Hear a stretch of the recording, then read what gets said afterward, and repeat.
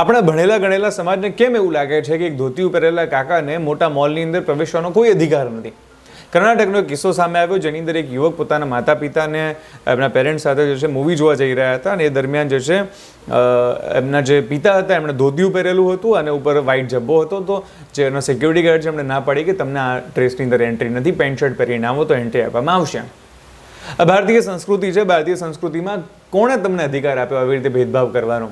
કોઈ પણ વ્યક્તિને કોઈ પણ જગ્યાએ જવાનો અધિકાર છે જ. તમે એના કપડાઓ ઉપરથી તમે એને ના ન પાડી શકો. પરિણામે સરકારે જે છે કડક પગલાં લીધા છે અને 7 દિવસ માટે મોલને બંધ રાખવાનો આદેશ આપવામાં આવ્યો છે.